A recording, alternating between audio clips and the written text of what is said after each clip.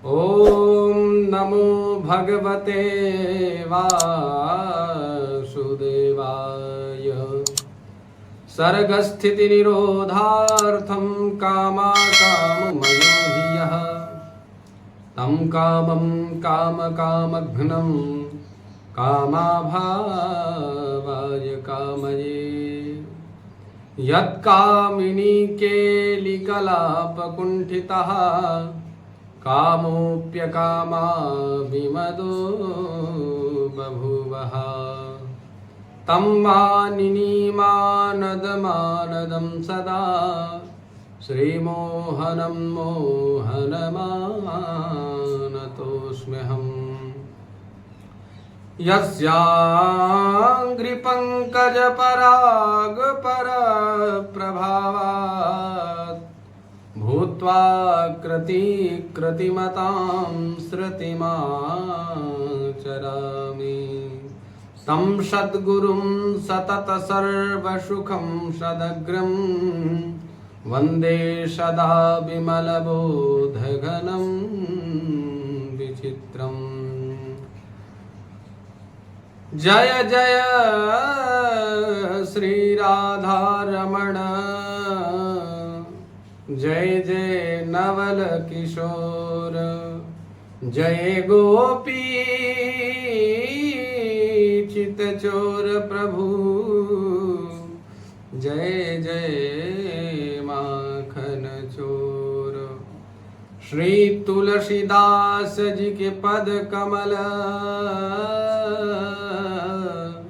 बारंबार मनाई, गुण गावं रघुनाथ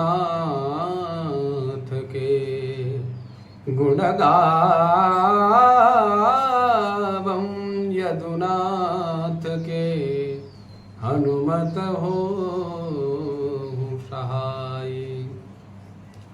श्री व्यास जी के पद कमल बारंबार मनाई, गुण गावं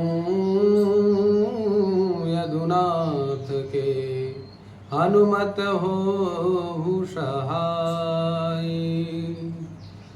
निश्चय प्रेम प्रतीति ते, विनय करे सन्मान, तेहि के कारज सकल शुभ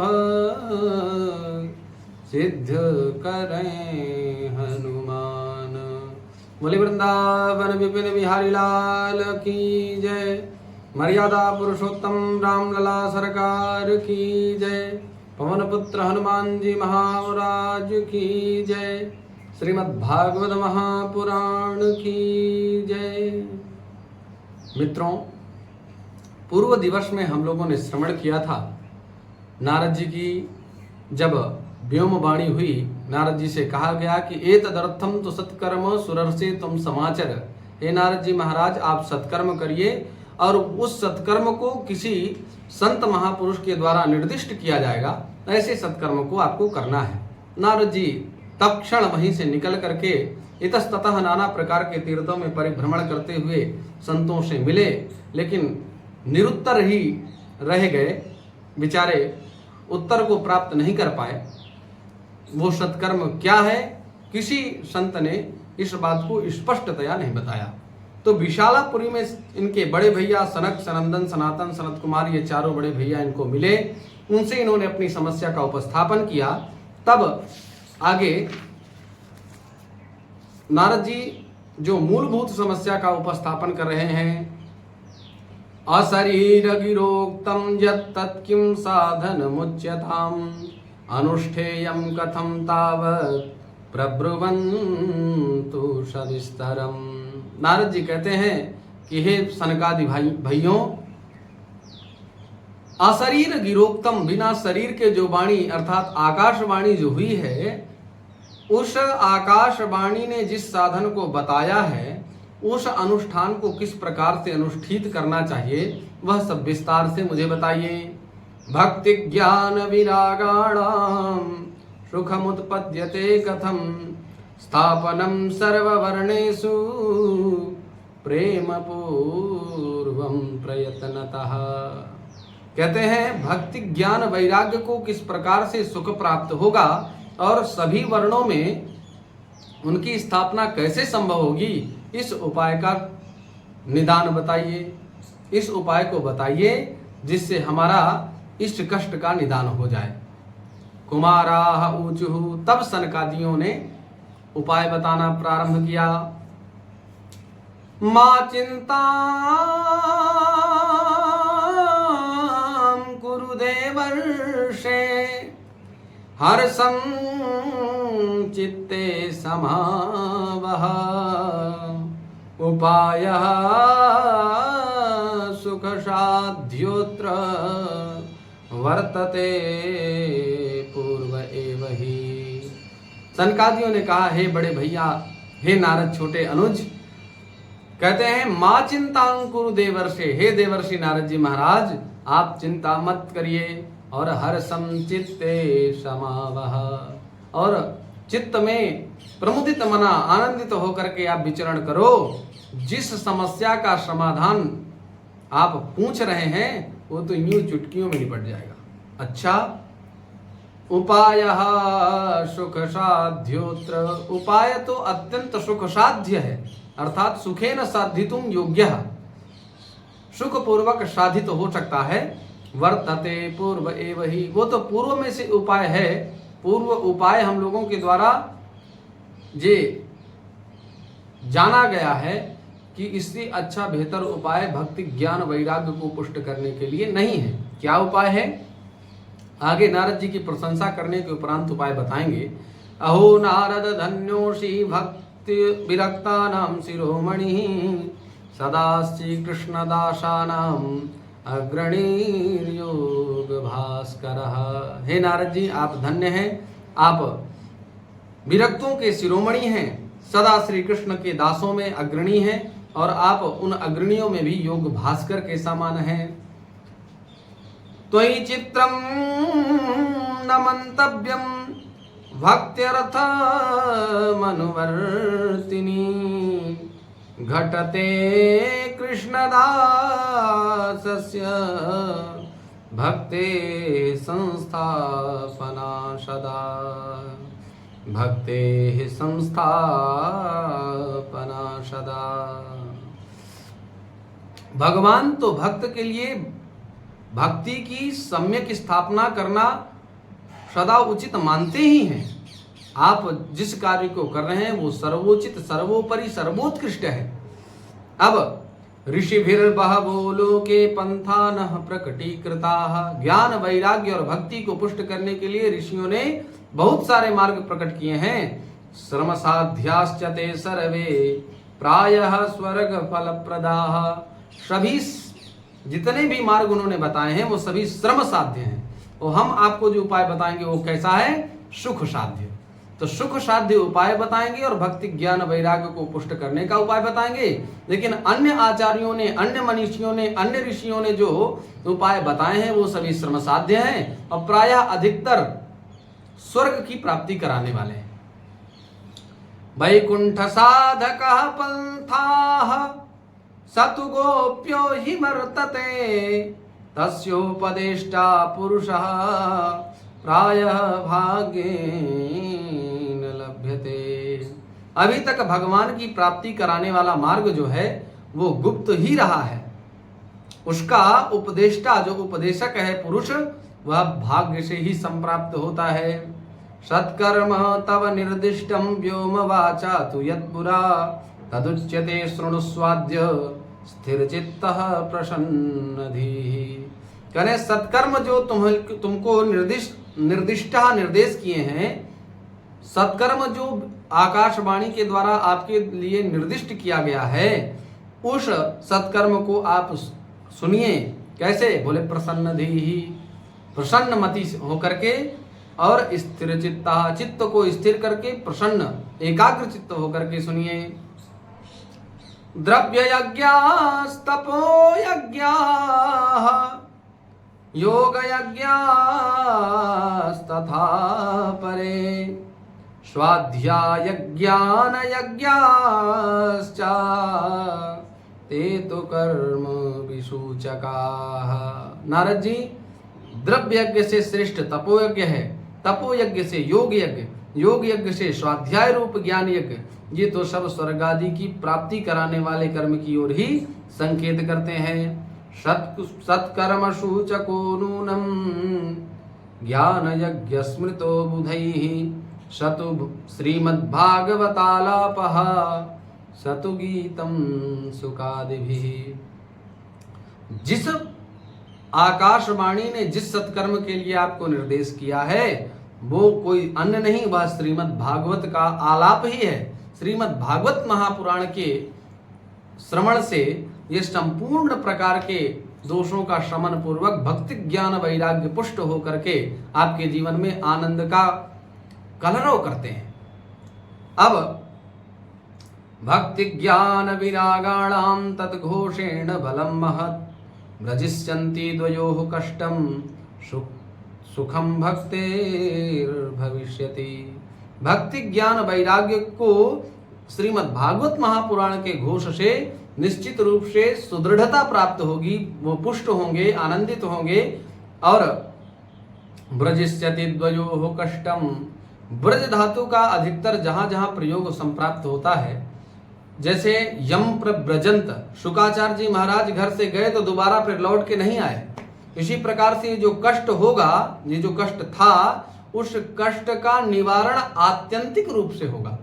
दोबारा वह कष्ट आपके जीवन में या भक्ति ज्ञान वैराग्य के जीवन में नहीं आएगा यदि आप भागवत महापुराण का वाचन करते हैं या उनको कथा सुनाते हैं। तब प्रलयम ही गमिष्यन्ति श्रीमद्भागवताध्वनेः, कलेर्दोषा इमे सर्वे सिंह शब्दात् वृका इव।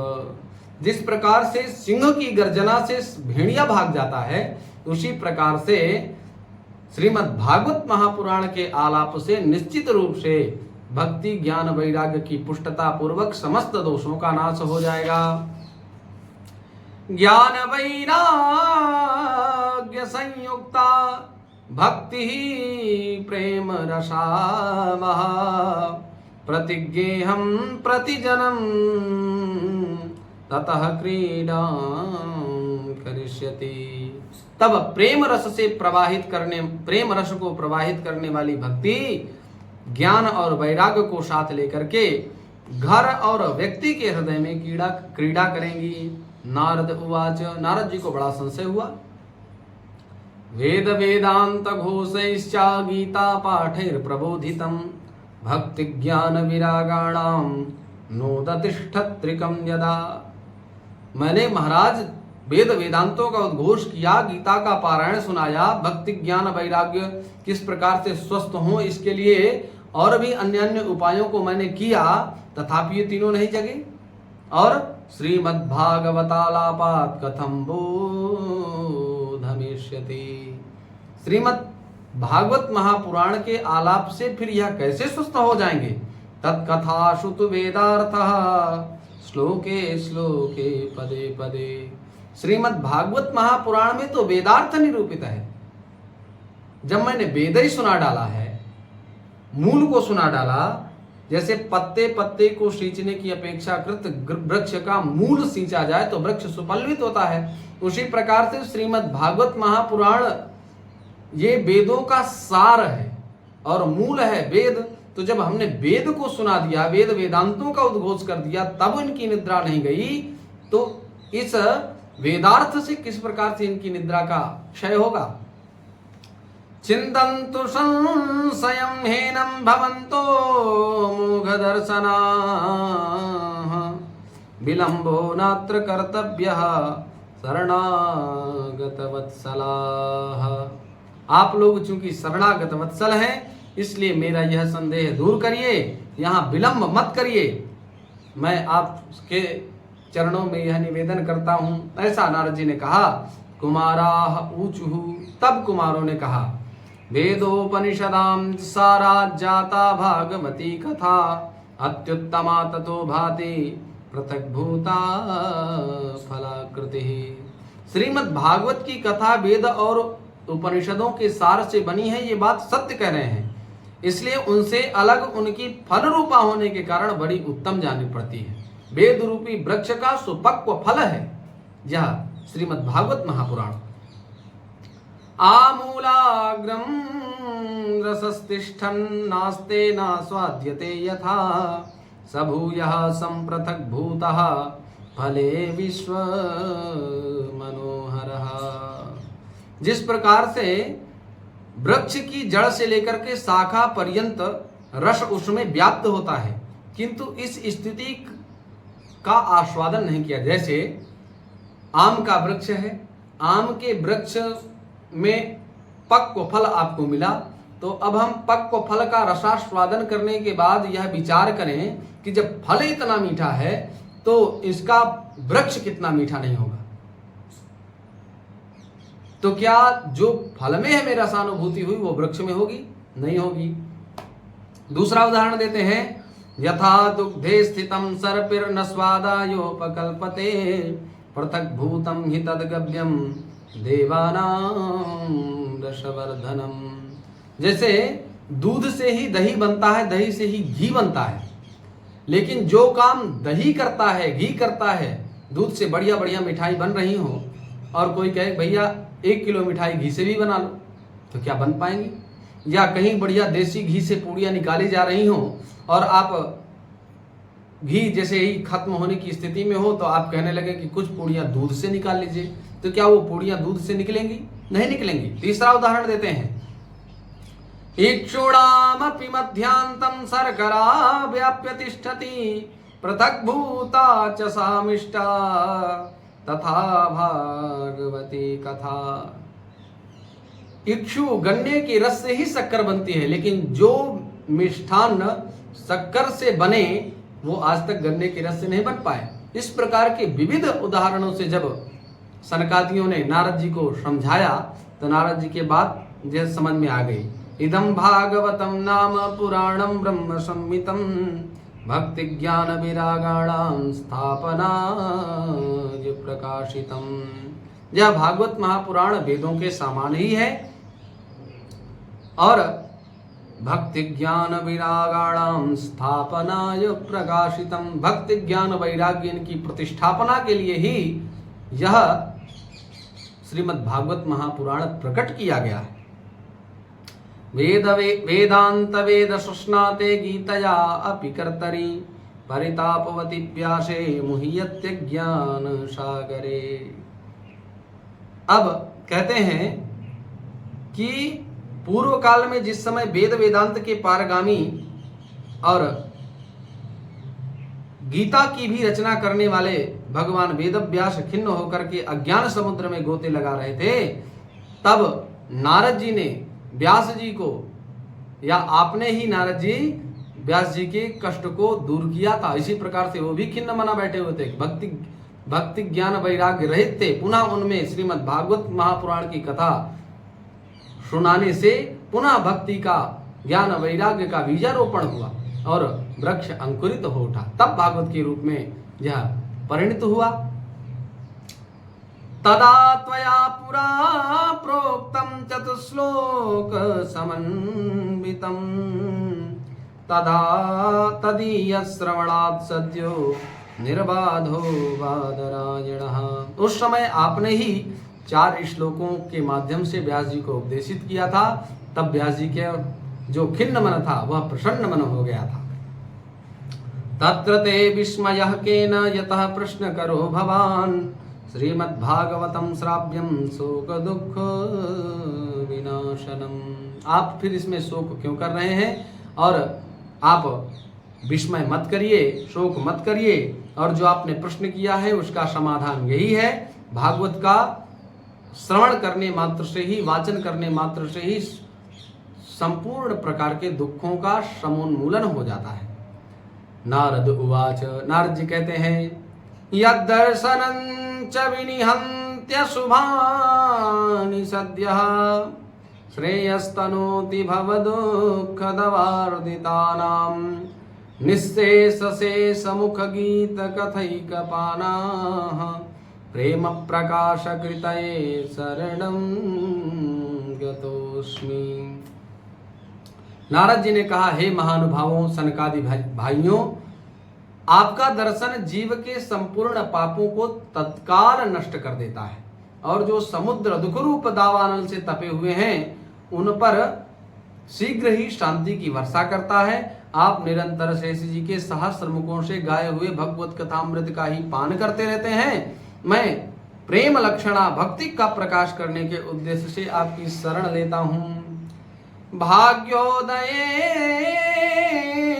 बहुजन्म समर्जितेन सत्संगमं च लभते पुरुषो यदा वै अज्ञान हेतु कृत मोह मदांधकार नाशं विधाय हि तदोदयते विवेकः। जब भाग्योदयेन बहुजन्म समर्जितेन, जब बहुत जन्मों के पुण्य जागृत होते हैं तब भाग्य जो है क्या होता है, सत्संगमम लभते, तब सत्संग प्राप्त होता है। और उस सत्संग से होता क्या है, तो कहते हैं अज्ञान हेतु कृत मोह मतांधकार। अज्ञान का जो हेतु मोह है, उस मोह से समुत्पन्न जो अंधकार है, उस अंधकार का समोन्मूलन पूर्वक पुनः उदयते विवेकः, उसका समोन्मूलन पूर्वक विवेक जागृत होता है। इसलिए आपके दर्शन मात्र से मेरा भाग्योदय हुआ, मेरा विवेक जागृत हो गया। बड़ी कृपा की आपने। पुनः बार बार आग्रह निवेदन करते हुए नारद जी वहां से प्रस्थान करते हैं। आगे की कथा हम लोग अग्रिम दिवस में श्रवण करेंगे। पुनः आप सभी लोगों का हार्दिक स्वागत, अभिनंदन, वंदन, धन्यवाद, नमस्कार।